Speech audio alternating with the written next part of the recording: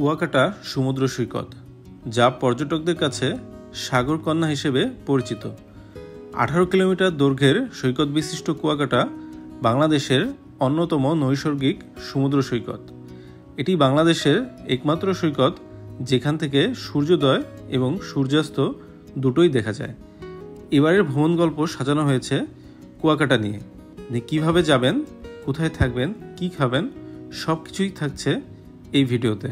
তাহলে গুরুত্বপূর্ণ ইনফরমেশন সহ সম্পূর্ণ ভিডিওটি উপভোগ করতে থাকুন। আমাদের এবারের ভ্রমণটা ছিল সম্পূর্ণ অপরিকল্পিত। অফিসে থাকতেই ডিসিশন নিয়ে নেই একদিনে কুয়াকাটা ভ্রমণে যাব। সেভাবেই রাতে একটি মাইক্রোবাস ভাড়া করে 6 জন বেরিয়ে পড়ি কুয়াকাটার উদ্দেশ্যে। যেহেতু রাতে ডিনার করা হয়নি, সেজন্য আমরা ফার্স্টে মাওয়াতে যাই ডিনারের জন্য। মাওয়া একটি জনপ্রিয় জায়গা রাতের খাবারের জন্য। ঢাকা থেকে প্রচুর মানুষ আসে গাড়ি নিয়ে পরিবার সহ এখানে রাতে খাবারের জন্য। এখানে কুটুমবাড়ি হোটেল অ্যান্ড রেস্টুরেন্ট সহ আরও বেশ কিছুই রেস্টুরেন্ট পেয়ে যাবেন রাতে খাবারের জন্য। এখানে মূলত যারা আসে সবাই ইলিশ মাছ খেতেই আসে এখানে, এবং সাথে বেগুন ভাজি, আরও ভর্তা মাছ সহ সব ধরনের খাবারই পাওয়া যায়। তো প্রথমেই আমরা ইলিশ মাছ কিনে নিলাম 2টো। এখানে আপনাকে খুবই দরদাম করে কিনতে হবে এবং দেখে কিনতে হবে মাছ। এখানে পুরাতন নতুন সব ধরনের মাছই আছে। আপনি যদি একটু দেখে শুনে না কিনেন তাহলে আপনার ঠকে যাওয়ার পসিবিলিটিও অনেক বেশি। এখানে বেশ পুরনো মাছও আছে, এরা নতুন বলে অনেক বেশি দামে আপনাদেরকে দিয়ে দেওয়ার চেষ্টা করবে। তো আমরা অনেক বেছে 2টো মাছ নিলাম 1100 টাকা কেজি করে। মাছগুলো ভালো মতো ধুয়ে পরিষ্কার করে আমাদের জন্য রেডি করছে। তো এখানে মূলত প্রচুর মানুষ আসে রাতে ইলিশ মাছ খেতে এবং পদ্মা নদী উপভোগ করতে। এখানে ছোট বড় মাঝারি সব ধরনের ইলিশ মাছই পেয়ে যাবেন। তবে ইলিশ মাছ সাধারণত একটু বড় সাইজ না হলে সেই ইলিশের অ্যাকচুয়াল যে স্বাদটা ওটা আসলে কম পাওয়া যায়। আমরা 2টো মাঝারি ইলিশ মাছ নিয়ে নিয়েছিলাম এবং স্বাদটা খুবই ভালো ছিল, খেতে ভালোই লেগেছে। হলুদ লবণ দিয়ে মাছটা খুব ভালোভাবে মিশিয়ে নিচ্ছে ভাজার উদ্দেশ্যে। তারপর সরিষার তেল নিয়ে নিলাম। এই সরিষার তেলটা আপনাকে এক্সট্রা টাকা দিয়ে কিনতে হবে, 1 বোতল 100 টাকা করে নেবে। এবং সরিষার তেল দিয়ে ইলিশ মাছ ভাজিটাই আসলে বেশি টেস্টি।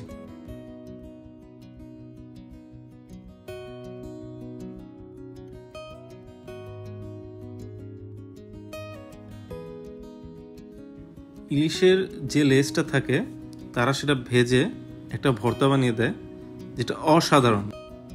লেজটা মূলত ভেজে বেটে পেঁয়াজ মরিচ দিয়ে খুব সুন্দরভাবে ভর্তাটা তৈরি করে। এখানে আপনি আরও বেশ কিছু ভর্তা পেয়ে যাবেন, সেগুলো মোটামুটি ভালো এবং সুস্বাদু। তবে মাওয়া আসলে আপনারা যাচাই বাছাই করে তারপরে খাবেন, কারণ এখানে অনেক রেস্টুরেন্ট আছে এবং তারা অনেক বেশি দাম রাখে। এই কারণে কোথায় ভালো হবে বেশ কিছু রেস্টুরেন্ট ঘুরে মাছের দামাদামি করে পরিবেশ দেখে তারপরে খাওয়ার চেষ্টা করবেন, তাহলে খুব ভালোভাবে খেতে পারবেন।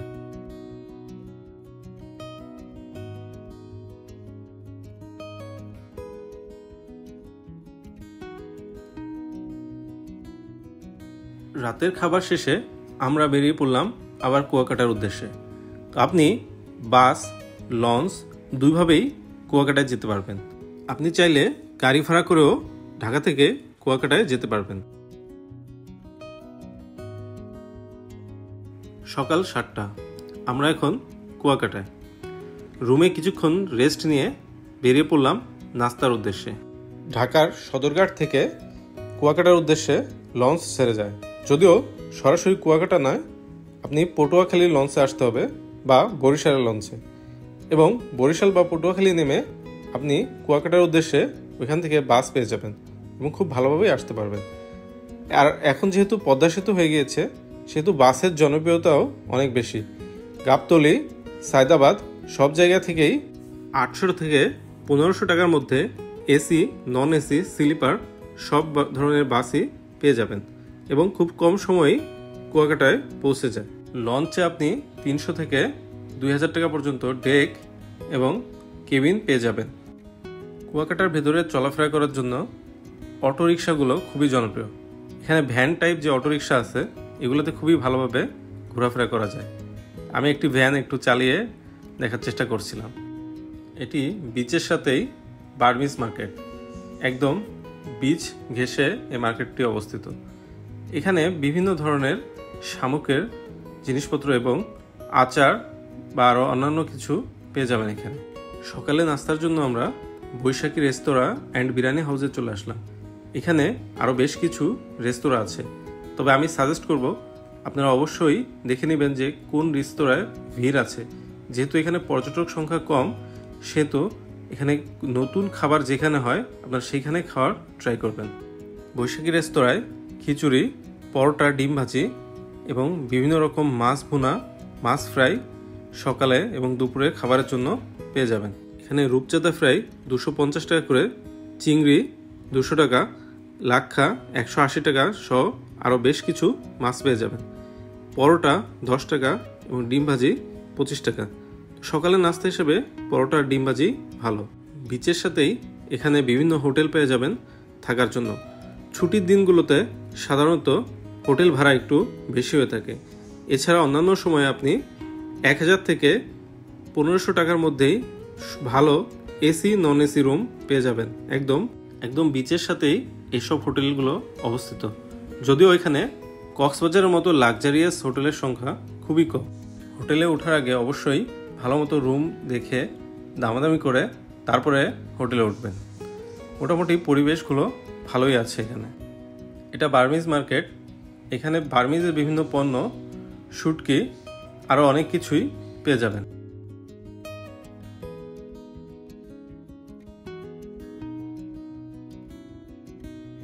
ছোট মাছ, বড় মাছ, লাক্ষা, রূপচাঁদা সব ধরনের শুটকি এখানে পেয়ে যাবেন। লাক্ষা শুটকি 900 থেকে 1500 টাকা পর্যন্ত এবং রূপচাঁদা বিভিন্ন দামে শুটকি এখানে পেয়ে যাবেন।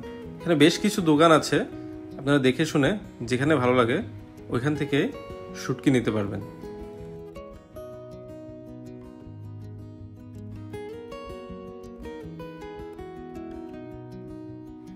তবে এখানে কক্সবাজারের মতো শুটকির দোকান সংখ্যা অত না হলেও বেশ কিছুই দোকান আছে। যেহেতু পর্যটন সংখ্যা কুয়াকাটায় কক্সবাজার থেকে কম, সেহেতু এই মার্কেটগুলো সাধারণত ফাঁকাই থাকে। আপনাকে একটু দরদাম করে তারপরে কিনতে হবে, তাহলে আপনি খুব ভালোভাবে ভালো জিনিস কিনতে পারবেন। এবং শুটকি কোয়ালিটি খুব খারাপ না, মোটামুটি ভালোই আছে এখানে।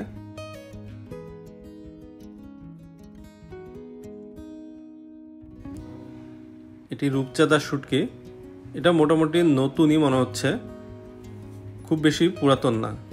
তবে শুটকির দোকানে অনেক পুরাতন শুটকিও থাকে, এই কারণে খুব ভালোভাবে দেখে নিতে হয় শুটকি কেনার আগে।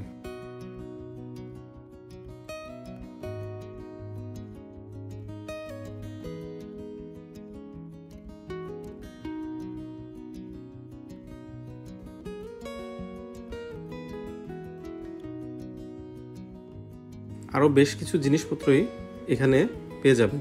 এই মার্কেটটা খুব বেশি বড় না, তারপরও এখানে অনেক কিছুই আছে।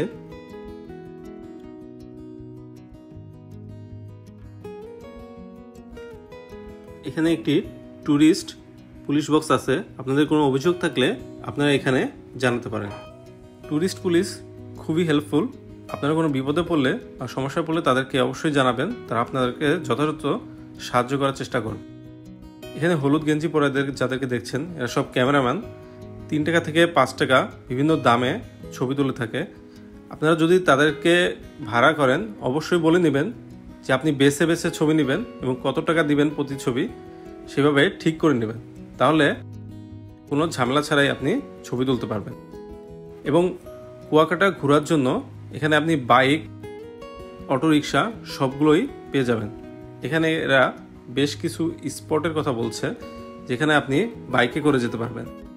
এক বাইকে সাধারণত 2 জন যেতে পারবেন এবং এরা 600 টাকা থেকে 1200 টাকা পর্যন্ত নিয়ে থাকে পার বাইক।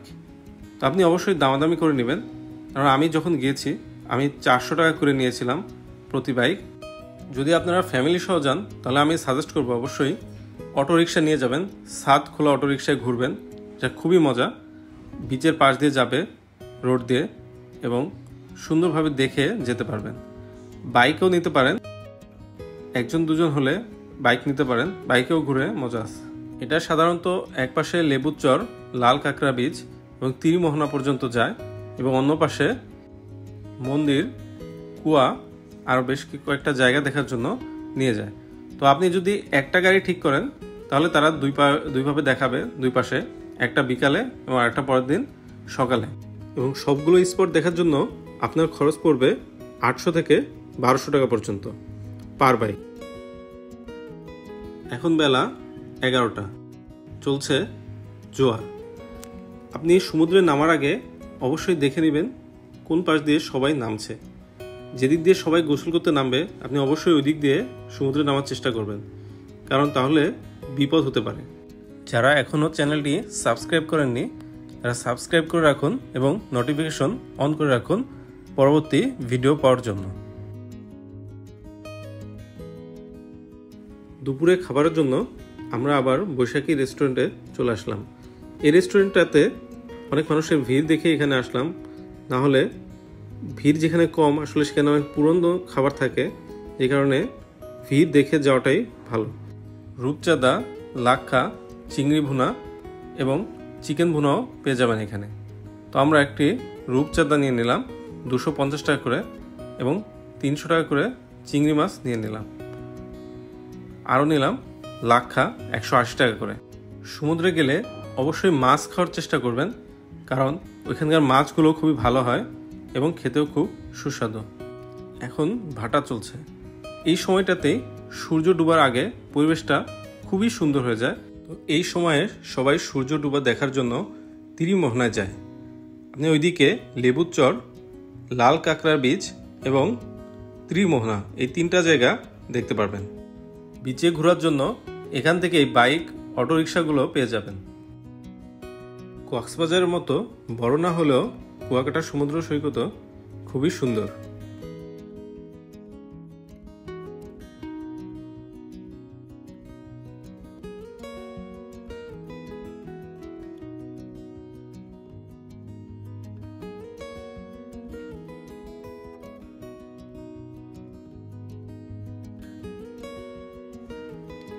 এখন যেহেতু ভাটার সময়, দেখুন পানি কত নিচে নেমে গেছে, আর আপনি জোয়ারের সময় পানি এই পুরো অঞ্চলটা জুড়েই পানিতে ভরে যায়। আমি যেখানে দাঁড়িয়ে আছি এই পুরো জায়গাটা পানিতে ভরপুর থাকে, যেটা আপনাকে সকালে যে ভিডিওটা আগে দেখেছেন ওইখানে দেখেছেন পানি কত উপরে ছিল, আর এখন পুরো বিচ একদম খালি, কারণ এখন ভাটার সময় পানি একদমই নিচে নেমে গেছে। এখন বাজে বিকাল 4:50 এবং এই সময়টাতেই সাধারণত ভাটা থাকে, পানি একদম নিচে চলে যায়। এই বিচ দিয়ে তখন বাইক, অটোরিকশা সব কিছুই চলাচল করতে পারে।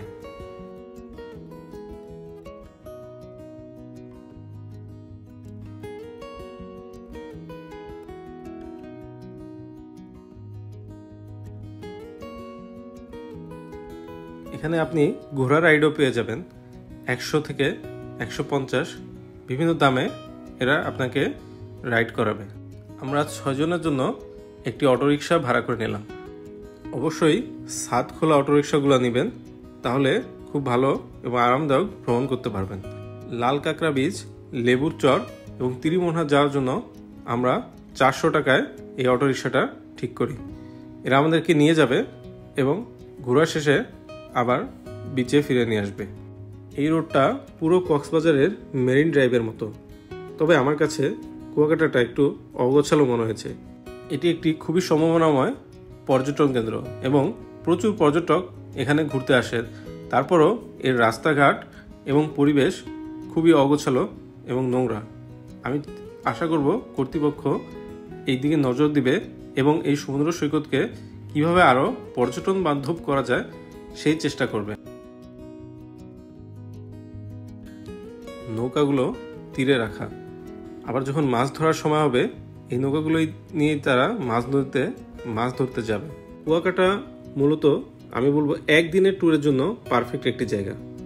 আপনি এখানে 2 দিন থাকলে খুব বেশি কিছু দেখার নাই, এখানে আপনি একদিনেই কভার করে ফেলতে পারবেন।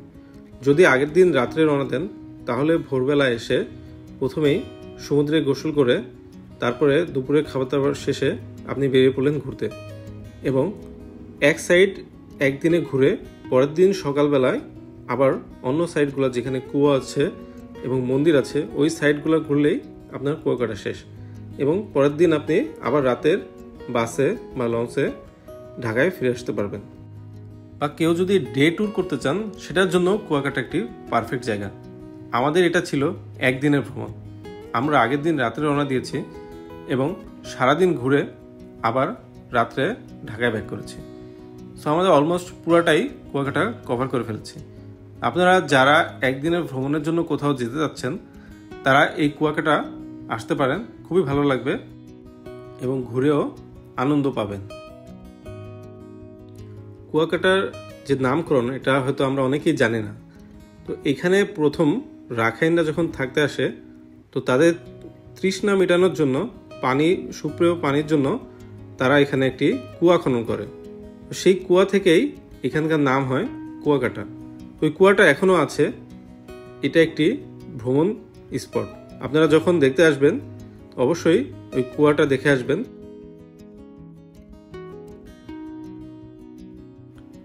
সূর্য ডুবে যাচ্ছে।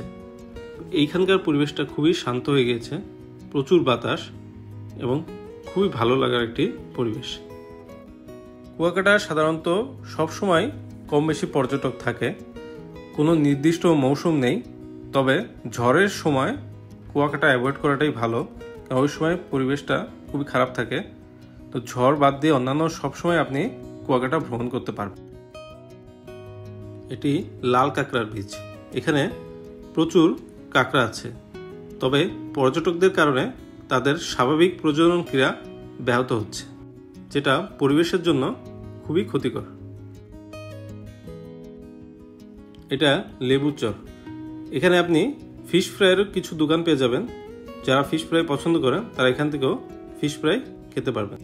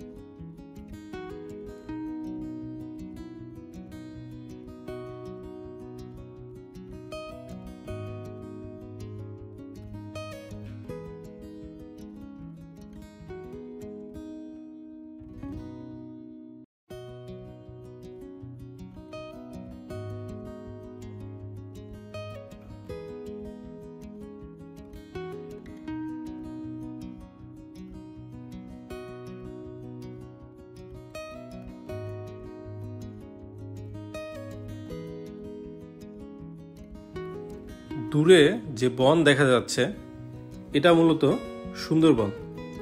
এই সাগর পার হয়ে ওই সুন্দরবনের মধ্যেও যাওয়া যায়। আপনি এখান থেকে কোন নৌকা নিয়ে ওই পাশে গিয়ে সুন্দরবনে ঘুরে আবার এখানে আসতে পারবেন। তবে আমি বলবো এটা একটু রিস্কি হয়ে যায়, অনেকেই ঘুরতে যায়। আপনি চাইলেও যেতে পারবেন, কিন্তু অবশ্যই দেখে শুনে তারপর যেতে হবে। এই পাশটা ঝাউবন, পুরা এরিয়াটা ঝাউবনে ঘেরা। এই জায়গাটা মূলত তীরমোহনা। এখানে 3 নদীর মিলনস্থল। গভীর সমুদ্রের সাথে 3টি নদীর মিল থাকার কারণে স্থানীয় জেলেরা এটার নামকরণ করে 3 নদীর মোহনা। পর্যটকদের কাছে আস্তে আস্তে এই নামটি পরিচিতি লাভ করে। গভীর সমুদ্রের সাথে মিলেছে সোনাতলা নদী, শিববিরিয়া নদী ও সকলের পরিচিত আন্দারমানিক নদী। এক একটি নদী তার ব্যক্তিগত রূপ ছড়িয়েছে এবং ছড়িয়েছে তার সৌন্দর্য। আর ওই পাশে যে বনটি আপনি দেখতে পাচ্ছেন সেটি হচ্ছে সুন্দরবন।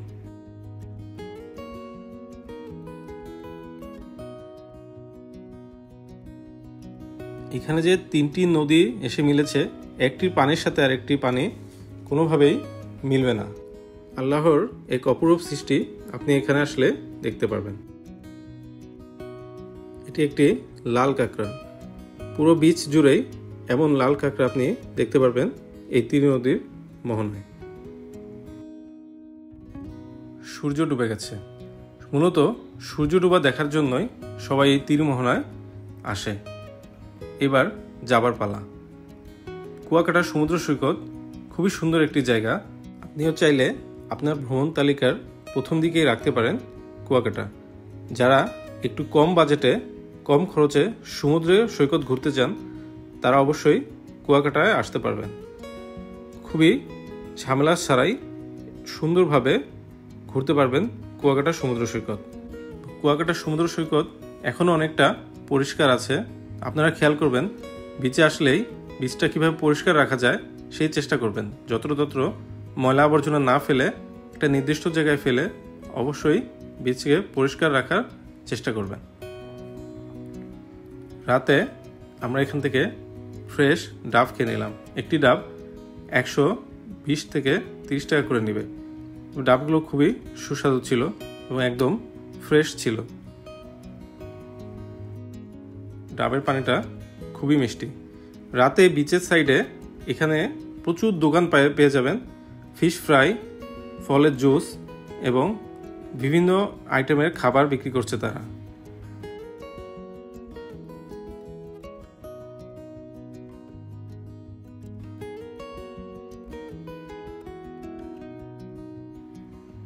এটি একটি জুসের দোকান। একজন ভদ্রমহিলা বিক্রি করছে। এটা ফিশ মার্কেট। এখানে বিভিন্ন ধরনের মাছ, কাঁকড়া ফ্রাই এবং বারবিকিউ খেতে পারবেন। কাঁকড়াগুলো 100 থেকে 150 বা 200 টাকা পর্যন্ত বিক্রি করে থাকে। টুনা ফিশ, রূপচাঁদা, লইট্টা সব ধরনের মাছই এখানে পেয়ে যাবেন। আপনার পছন্দ মতো মাছ দামাদামি করে এবং দেখে শুনে তারপরে অবশ্যই কিনবেন। এবং একটা জিনিস খুব খেয়াল রাখবেন, আপনি যেই মাছটা কিনেছেন ফ্রাই করার সময় বা তান্দুরি করার সময় তারা সেই মাছটাই দিচ্ছে কিনা এই জিনিসটা খুব ভালোভাবে খেয়াল রাখবেন।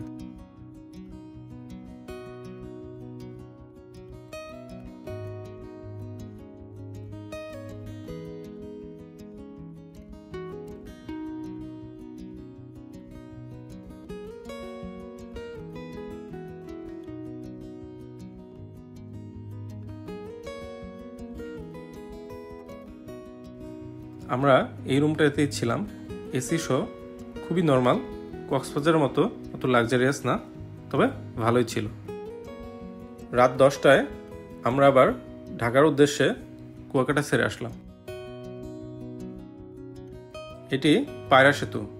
তো এই পর্যন্তই ছিল আমাদের এবারের কুয়াকাটা ট্যুর। কুয়াকাটা ট্যুর সম্পর্কে কিছু জানার থাকলে অবশ্যই আমাদেরকে কমেন্ট করে জানাবেন। আমরা আমাদের যথাসাধ্য চেষ্টা করব আপনাদেরকে ইনফরমেশন দেওয়ার জন্য। গুরুত্বপূর্ণ ইনফরমেশন সহ পরবর্তী ভিডিও পাওয়ার জন্য অবশ্যই আমাদের চ্যানেলকে সাবস্ক্রাইব করে এবং নোটিফিকেশন অন করে রাখুন। আল্লাহ হাফেজ।